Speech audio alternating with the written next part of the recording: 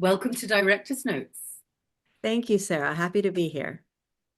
I was really looking forward to this interview because it is a female filmmaker talking to a female film journalist about a formidable woman. And that is always something that fills my heart with joy. Well, that makes two of us. So, I mean, just to kick things off, please introduce yourself and the film we're going to be talking about today. Well, hello. My name is Molly O'Brien. I'm the director of The Only Girl in the Orchestra, which you can watch on Netflix and has just been nominated for the Academy Award for Best Documentary Short. Amazing. This I've sort of been reading over interviews, and this has been a long making in the progress. You were asking your aunt for about 10 years to make the film. Yeah, I was. And then after funding, sort of 2 years. So how has the story evolved? The beautiful piece we see now. It's a good question. I've always wanted to make a film about Orin, probably even for longer than 10 years, to be honest. But in 2015, I got a camera and some other sort of one-man band equipment and put it in a backpack and followed her on tour with the New York Philharmonic in Europe. And we went to London, Dublin, Luxembourg, Dusseldorf, etc. And in not any one of those stops did she ever allow me to take the camera out. So that was in 2015, about 10 years ago. And I just, after that experience, I had a wonderful time with her. I just kept asking. I wasn't relentless about it, but probably once or twice a year, I'd ask, "Are you ready? Are you ready?" And she'd always say no. And then when COVID hit, she realized she wanted to retire. She was about 86, 87 years old. And uh, at that point, she said, "Yes, you can follow me now." Now, of course, originally I wanted the film to be about her last year in the New York Philharmonic, and I wanted to go on tour with her and really like center it at Lincoln Center. But COVID threw a spanner in the works, and actually, it was a real blessing in disguise for the film, anyway, not for the world, of course, because what it ended up giving me was this retirement story and this moving out of her apartment story and this transition that all of us, if we're lucky enough to make it into our 80s, go through or, beyond retirement age, sort of what is that chapter of life? What does it look like? How do we navigate it? And so the film became more than just a film about the first woman ever hired by the New York Philharmonic. And became more than just the first woman story, which is very interesting. It's a good story, but it became more about the choices you make along the way, and not just about music and this career, the career, Oren's career, but about her philosophy of life and how to just live a happy life. So I think it became more universal because of all the obstacles. Yeah. I mean, I think my favorite line from the film, and I'm going to start saying it, is when somebody asks me how I am, I'm just going to say, I'm hysterical, thank you. Yeah, I just think it's, I'm hysterical. Yeah, she says that when she walks into Colstein's string repair and shop in Midtown Manhattan, where she's put her one of her six double basses on commission there, the Duke, an English bass from around the time King George was in charge there in the UK. I just thought that was just such a beautiful moment.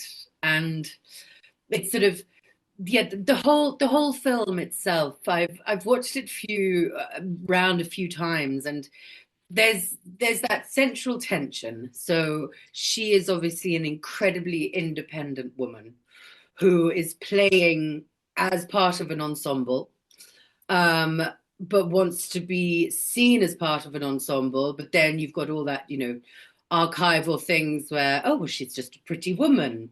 And there's that kind of conflict between self, between togetherness. And I think you play with that beautifully throughout the film. Thank you. That's very kind of you. Yeah, the central tension in the film is between uh, taking the spotlight and being a soloist versus choosing to be part of an ensemble. And of course, she deliberately chose the double bass, which is a lower register instrument. It's not a solo instrument. She wanted to be part of a section and not a principal and player and not a soloist. She made that choice deliberately. Um, but when Leonard Bernstein hired her as the first woman in the New York Philharmonic to play full time in 1966, she was thrust into the spotlight, double bass or not, and sort of Yeah. didn't have any choice. And of course, this film is doing that to her again, so that doesn't go unnoticed by me or anybody else who's involved with the film. Um, and for you, so I was reading your background as a producer, then moving into directing, and obviously a very personal project. How did you find the move, and how were you able to approach it? Obviously, knowing that this is your aunt who has told you many a times, "Don't film me." Well, and to answer the second part of your question about, you know, making a film with a reluctant participant, um, I I would argue that reluctant participants are some of the best documentary subjects. When you get someone in front of your camera who just really wants to be on TV or, on the big screen, it can be pretty inauthentic. And at its extremes, you're looking at reality TV, like, people who are looking for fame and for the spotlight. On the other hand, I'm very aware of the conversation that the documentary world especially is having right now about participant care and Mhm. collaboration. And that's how it was approached. When Warren finally said yes, when she decided to retire during the pandemic, to me about making a short film, the reason why she said yes is because she was thinking about what the film could do for classical music, what the film could do for the double bass. So I made a promise to her that the double bass, these handsome Italians and Englishmen that are in her in her apartment, and there's one small Frenchman too. Um, they would be more than supporting players. They would be sort of the philosophical foundation of the film, which they are, because they represent playing in an ensemble, being the floor that holds up the orchestra, which is something that Warren says to her students in the film. So I promised her that teaching and the double bass would be central. And I promised her that we would have an exchange and that she would watch the film in stages, so that I would show her a rough cut, I would show her a fine cut. And that's what it became. It became a collaboration. So in terms of working with a reluctant participant, I think approaching the the creative process as a collaboration and not as like I'm the director and you're my subject and you have to do everything I say is the key, and was the key for The Only Girl in the Orchestra. Um, and then to answer the first part of your question, in terms of becoming a director and stepping into that role after decades of producing, um, I loved it. I want to do it again. It was a total joy, but it was also terrifying. And that's not only just because my subject was my aunt and that's a family member, and I was scared. I didn't want to, our relationship and the love I have for her is more important than any movie, of course. So I didn't want to jeopardize that. But the directing part was equally terrifying. I think, producing is a risky thing to do. You put your neck out there for your projects, but it's really the director who's got their neck super exposed. Do you know? It 100%. Yeah, so if anything goes wrong, it's the director's fault. If everything goes right, it's the director's gets all the credit. And I think both of those things are false, but it's the way our industry views filmmaking. Somehow Mhm. it's like writing a novel and one person does it, which it is not. This film was very much an ensemble. My producer Lisa Remington and my editor Monique Zabatowski especially were creative collaborators, but everyone on the team was. It was a team of women filmmakers as well. Our editor's parents are classical musicians. It was very much a conversation and a collaboration. But still, directing is it's a risk, and it's scary. And I think I was scared to do it before, and I was scared to do it without my girls around me, my editor and my producer, Lisa Monique, my Mm. supervising editor, Kate Amend, who's a legend. Um, anyway, Yeah. Well, it's lovely to hear that you've caught the bug, and Ah, there'll be more things come out of it. I certainly hope so. Yes. Um, I loved all the camera work, and that's something here at Director's Notes we really want to talk about. Some of it just felt like you had a camcorder and you were just walking about, and that sort of old school vintage footage. You've got, as you said, there these sort of European men, these almost sexy shots of the double bass Yeah. coming up, and especially like those noises. There's loads of different things in there. What cameras did you have, and how did you plan out the look and the visuals? So we wanted to cover Orin's whole life in 35 minutes. So, Yeah. that means an extraordinary in terms of the development of media and the look and the different cameras that were used over the years. There's 16 millimeter archive in there. There's 35 millimeter for her parents' films. There's iPhone footage. There's camcorder footage, like high eight of Okay. back. And then there's the contemporary footage, which was captured by our amazing verite cinematographer, Martina Rodwin, who can work with very little equipment and a very small footprint. I at first when I was designing, thinking about the look of the film, I really wanted it to be like classical music, very formal, locked off tripod shots. But I talked to Martina and to my producer Lisa Remington and the editor Monique Zavatovsky, and they all agreed that it would be much more dynamic, not only to have a lot of the interviews be conversations and they kicked my butt on screen, which I was reluctant at first to do that, but off sticks and handheld and dynamic, which is sort of unlike the aesthetic of classical music with like the proscenium and the formal, very kind of, I don't know how to like, you know what I'm saying, just sort of I traditional do. I do.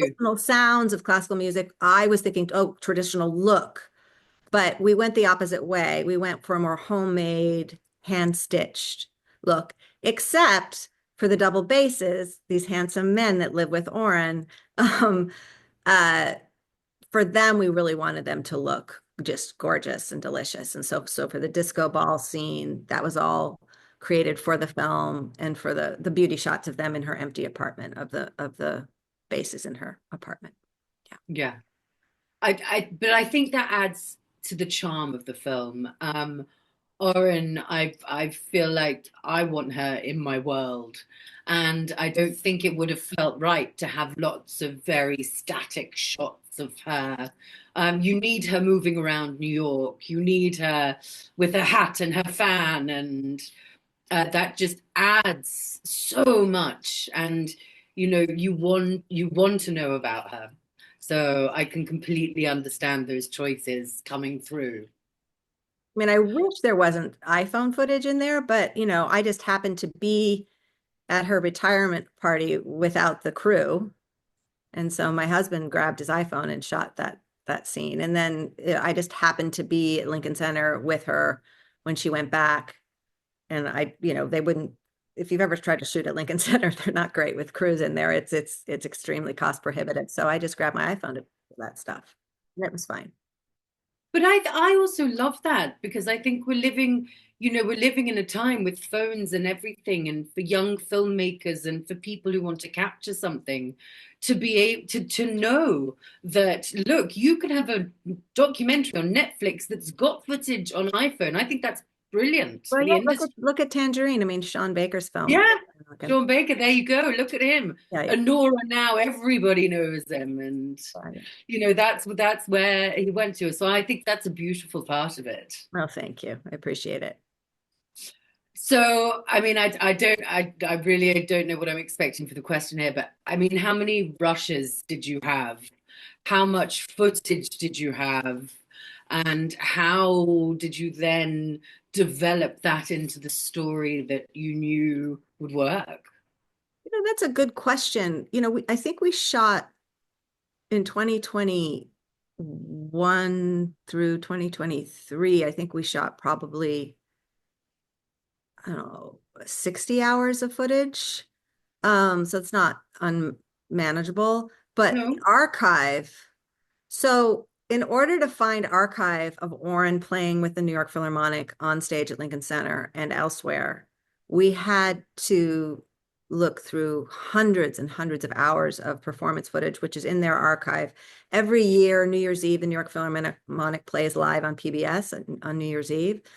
And it was almost impossible to find shots of the bass section. And again, this is what the film's about. You know, the double basses are there, but they're never spotlighted. So there was very little, very few shots of Orin on stage playing. The ones that we found were gold and they're great yeah. enough, but it took a lot of sorting. And our archival producer, Lauren Wimbush, was extraordinary at combing through all that stuff. It was very labor intensive. And had that archival footage already been digitized? Yes, yes. Yeah, yeah. But we had to do some work to it. But yes, it was up there. Yeah, to make it all fit in and Yeah, yeah, yeah. everything. But you need that. And I mean, there's just so many parts to her story and you're looking at it and also, I mean, as a woman, I feel she looks the same in that archival footage as she does in the current footage. It's incredible. Uh, It really is. she's very vibrant and very youthful energy that, both physically and mentally. I don't quite know the answer of why that is, but I've certainly had a lot of people ask me what her skincare routine is, and I'd say just her skincare routine is practicing the double bass every day. I think it comes from the joy she has in just music and what she does. Yeah, Yeah. yeah. So you were discussing that, sort of at each part of the filming, she was involved in watching things. Were there any parts that she didn't like and you had to change directions? Yes. And they were all musically related. She would point out, that's out of tune. I don't like that take. Do a different take. So no picture notes, no editorial notes, so to speak, but a lot of music notes. Like Yeah. had to change almost every scene where you see her playing or someone else playing the double bass because we, I think I think Monique plays an instrument. I'm not sure if any of us, none of us are professional. Let's just put it that way, musicians. And Orin is obviously and could hear things we couldn't hear. So it was invaluable. Her notes were great, although sometimes irritating. But she was, There's a lot. I mean, she was right because our core audience is going to be double bass players, right? Those are our core audience, and they're going to notice if something's out of tune. And double basses fall out of tune quite easily. They're very difficult to play because of that. I mean, fair, you're lugging around this huge instrument. It's not surprising. Yeah. Yeah, yeah. I think exactly. It's the size of it that makes it unwieldy. Yeah. Yeah. And what was where did you first see it together as an audience? On the big screen with all the sound. Our premiere was at Doc NYC in November of 2023, and we were all there. It was wonderful. Um, the best screening we had, which was in February of 2024 at the Museum of Modern Art in New York City, has a festival in February, and we were the closing night film, along with another film called a documentary called Antonia, which they had just restored, directed by Jill Gottmillo and Judy Collins, the singer-songwriter, about the first woman conductor, whoever conducted the New York Philharmonic. I mean, she wasn't full time. Okay. Yeah, Antonio. So it was a wonderful kind of curatorial pairing between these two films. And that theater is so beautiful, and the sound, the floor was vibrating with the soundtrack. Laura Cartman, who's our composer and arranger, she arranged Mahler and Beethoven for double basses. So our soundtrack is almost exclusively double basses. And during that screen, the whole theater was vibrating with the double bass sound because it's as much a physical vibration as it is a sound. The double bass, you can't really hear it without feeling it. Mm. or any bass really. Um, Yeah. so that screening at MoMA was just the most fantastic. And I think Orin, it's such a New York story, and Doc NYC and MoMA are such New York institutions. It was wonderful to see what the New York Yeah. at both those times. Yeah. There's a very sort of iconic journey to it. Yeah. Um, and then, I mean, I'm sure everyone would love to know, how did the journey come to being on Netflix? Yeah, I feel very lucky about the Netflix of it all. So we played uh 5 or 6 festivals, and I approached Cinetic as a sales agent, and there's a young woman there named Isadora Johnson and her colleague Alexis Galfas at Cinetic, 2 young women. Isadora is a junior sales agent, but I hope not for long. Um, her mom is a composer and conductor, and she loved the movie. So, dare I say, while a lot of the other sales agents, liked the film, the timing of it, because it premiered at Doc NYC, which is the end of the year, which isn't great for awards. And I don't know, they just didn't want to take it on. It was too hard. They felt it was too hard. But Isadora Johnson at Cinetic was like, I'll do it. And she got it to Netflix, to Chloe Bai and Adam Del Deo at Netflix, and they picked it up. So I feel very lucky, especially now that we're in the awards um, campaign. I mean, it's invaluable to have Netflix behind you. And then, of course, it's available wherever Netflix is available, which means it's been Yeah. translated into over 30 languages. And it's in most countries in the world. I think there's 4 or 5 countries that we don't have good political relationship with. They're not in, like China and North Korea, but otherwise you can find it just about everywhere. It's Yeah. remarkable. No, it's beautiful. And I sent it to my mum the other day, and on Netflix, and I was like, there you go. And because she loves them talking about films, and often she can't see the films that I'm talking to filmmakers about. Hmm. um, so it's so beautiful when there's an opportunity. I'm like, look, mum, look at what I'm talking about. I think that's amazing. You can't ask for And wider distribution than Netflix. It's pretty great. yeah, nobody. Yeah. And then the Oscars. I mean, it's a beautiful film. It's classical music. It's an eccentric woman. It's a female centric told story. That's just amazing. How were all the team's reactions? Uh, um, we're all thrilled. I mean, there's nothing more to say than that. We're Yeah, absolutely thrilled. I was Zooming that morning, 5:30 a.m. announcement in Los Angeles. My producer Lisa was in Utah already for the Sundance Film Festival. I was here in New York with my family, sitting right here. We Zoomed, and then we had it on another computer, the live stream. And they announced it alphabetically, and the only girl in the orchestra was the last one. So I was oh no, oh no. And then, my hands went over my mouth, and I was hugging and kissing my daughter and husband, and the Chihuahua was barking, and it was great. It was a great moment. Yeah. Yeah. And what I hope, I know I always speak to filmmakers about this, and you hope that things like this, there might be some young children out there, some young girls out there who want to play the double bass and are thinking, oh, it's not really that for me. And these kind of films putting out there, they watch it and they're like, I can do it. I can carry it round. Yeah. That's why the Oren's story is so remarkable, because she just didn't have any of those role models. There was nobody. So, No. um, yeah, I hope she can serve, and the film can serve as an inspiration for all sorts of people. Also, for producers like me who want to direct. I know there's lots of them. Um, Yeah, it's risky, definitely, but do it. worth it. Yes, definitely worth it in this case. I'll sink your teeth into next. I have 2 films that I'm developing, but they're very early days, so not ready to discuss, but I'm excited about them both. No, that's fair. I think a lot of my last questions, everyone's like, yes, but I can't tell you anymore. Yeah. Well, Molly, thank you so much for taking the time. Thank you, Sarah. I really appreciate it.